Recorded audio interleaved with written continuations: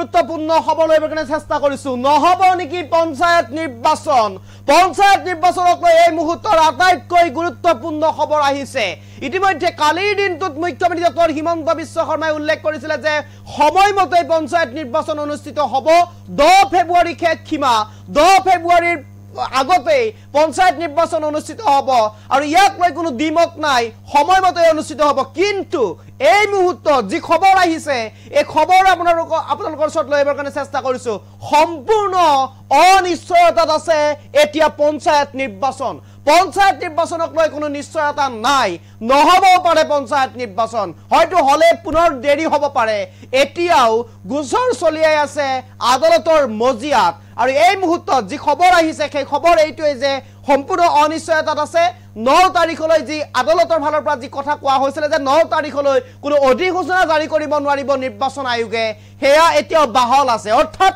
9 তাৰিখলৈ অধিসূচনা জাৰি নকৰিবলৈ যি নিৰ্দেশ প্ৰেৰণ কৰিছিল আদালতৰ মজিয়াৰ পৰা সেই নিৰ্দেশ এতিয়া বাহল আছে 9 তাৰিখলৈ কোনো অধিসূচনা জাৰি কৰিব নোৱাৰিব নিৰ্বাচন আয়োগে এক প্ৰকাৰ 10 ফেব্ৰুৱাৰীৰ পূৰ্বে পঞ্চায়ত নিৰ্বাচন অনুষ্ঠিত নহব পাৰে এই মুহূৰ্তত সবিশেষ এই মুহূৰ্তৰ আটাইতকৈ গুৰুত্বপূৰ্ণ খবৰ নহব নেকি পঞ্চায়ত নিৰ্বাচনক লৈ এই মুহূৰ্তৰ অহা আটাইতকৈ গুৰুত্বপূৰ্ণ খবৰ এইটোৱে যে পঞ্চায়ত নিৰ্বাচনক লৈ আহিছে পুনৰ ডাঙৰ খবৰ যে মুখ্যমন্ত্ৰী ডক্টৰ হিমন্ত বিশ্ব শৰ্মাই যেনেদৰে কৈছিল পঞ্চায়ত নিৰ্বাচনক লৈ সেইমতে নহব নেকি এটা প্ৰশ্ন উত্থাপন হৈছে 10 ফেব্ৰুৱাৰীৰ পূৰ্বে অনুষ্ঠিত কৰাৰ কথা আছিল মুখ্যমন্ত্ৰীৰ মতে পঞ্চায়ত নিৰ্বাচন কিন্তু হেয়া এতিয়াও অনিশ্চয়তাত অৰ্থাৎ পঞ্চায়ত নিৰ্বাচন এতিয়াও অনিশ্চয়তাত 9 জানুৱাৰী পৰ্যন্ত অধিসূচনা জাৰি কৰিব নোৱাৰে নিৰ্বাচন আয়োগে এই মুহূৰ্তৰ আটাইতকৈ গুৰুত্বপূৰ্ণ খবৰ আজি 6 ঘণ্টা ধৰি শুনানি চলিল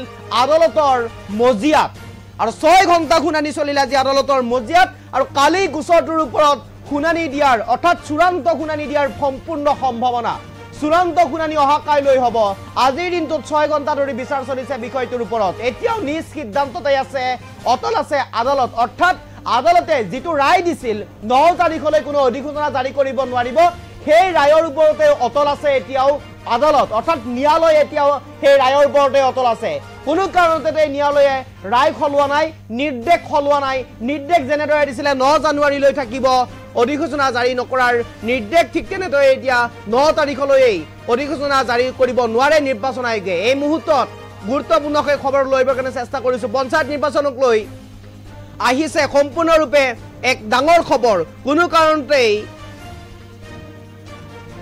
কাৰণতে পঞ্চায়ত নিৰ্বাচনক লৈ যি খবৰ আহিছিল সেই খবৰ কোনো কাৰণতে যে মুখ্যমন্ত্ৰী ডক্টৰ হিমন্ত বিশ্ব শৰ্মা কৈছিল যে কোনো কাৰণতে পিছ নপৰে কোনো কাৰণতে সময় সলনি নহয় সঠিক সময়তে হ'ব সঠিক সময়তে নিৰ্বাচন অনুষ্ঠিত হ'ব হেয়া এতিয়া নহবগৈ নেকি বা নহব নেকি তাক লৈ প্ৰশ্ন উত্থাপন হৈছে 10 ফেব্ৰুৱাৰীৰ পূৰ্বে মুখ্যমন্ত্ৰীৰ মতে অনুষ্ঠিত কৰা কথা আছিল ৰাজ্যত পঞ্চায়ত নিৰ্বাচন কিন্তু সেই 10 ফেব্ৰুৱাৰীত নহব নেকি পঞ্চায়ত নিৰ্বাচন তাক লৈ প্ৰশ্ন উত্থাপন হৈছে কিয়নো আজি গোচৰটোৰ ওপৰত আদালতৰ মজিয়াত যি পঞ্চায়ত নিৰ্বাচনক লৈ যি গোচৰ চলি আছিল সেই গোচৰটোৰ আজি 6 ঘণ্টা ধৰি শুনানি চলিছে আৰু তাৰ পিছত অহা কাইলৈ চূড়ান্ত শুনানি হোৱাৰ কথা আছে তাৰ পিছতে গম পোৱা যাব কি হ'ব পঞ্চায়ত নিৰ্বাচনৰ ভৱিষ্যত বা পঞ্চায়ত নিৰ্বাচন অনুষ্ঠিত হ'ব নে নহয় সময়ত হেয়া এতিয়াও অনিশ্চয়তাত আছে ইতিমধ্যে ন্যায়ালয় আছে নিজৰ সিদ্ধান্তত অটল অৰ্থাৎ 9 তাৰিখলৈ নিৰ্বাচন আয়োগে জাৰি কৰিব নোৱাৰিব অধিসূচনা এই মুহূৰ্তত অধিবক্তাৰ মন্তব্য আছে শুনক কি কৈছে অধিবক্তাই ৰাতিপুৱাৰ পৰা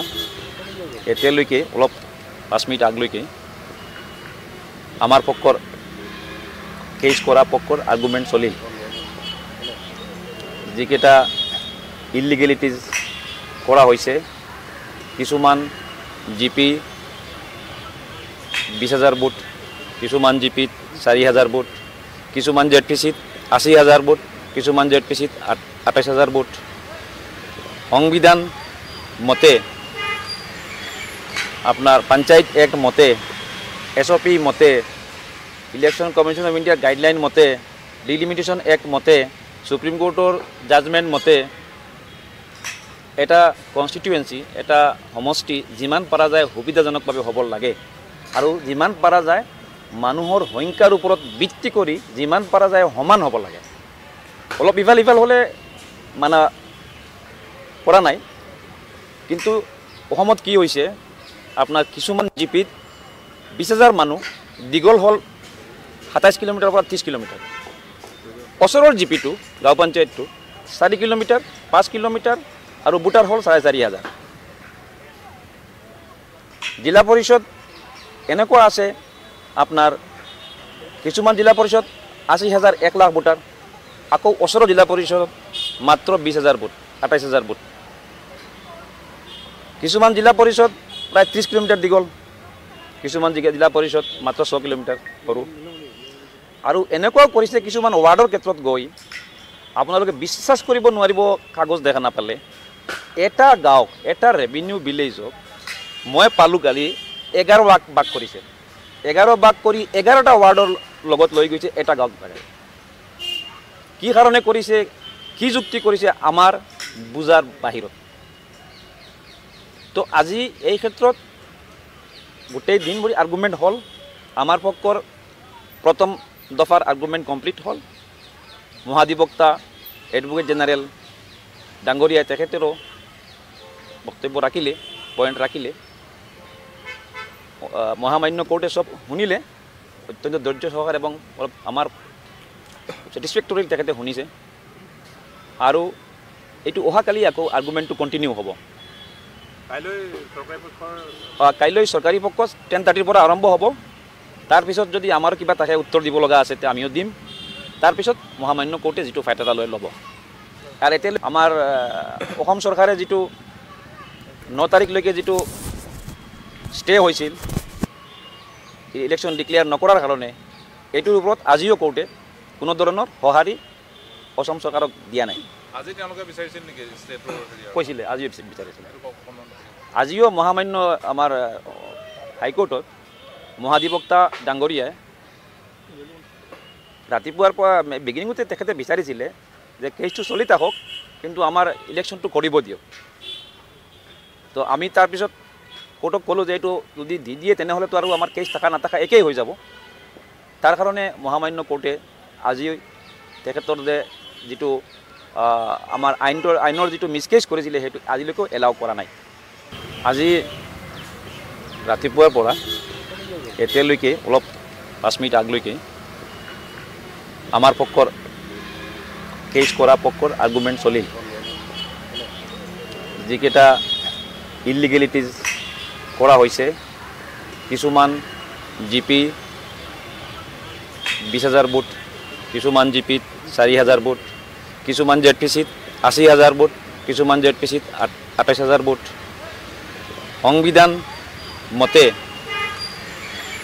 আপোনাৰ পঞ্চায়ত এক্ট মতে, SOP মতে, ইলেকশ্যন কমিশ্যন অফ ইণ্ডিয়াৰ গাইডলাইন মতে, ডিলিমিটেশ্যন এক্ট মতে, সুপ্ৰিম কোৰ্টৰ জাজমেণ্ট মতে এটা কনষ্টিটুৱেঞ্চি, এটা সমষ্টি যিমান পৰা যায় সুবিধাজনকভাৱে হ'ব লাগে আৰু যিমান পৰা যায় মানুহৰ সংখ্যাৰ ওপৰত ভিত্তি কৰি যিমান পৰা যায় সমান হ'ব লাগে।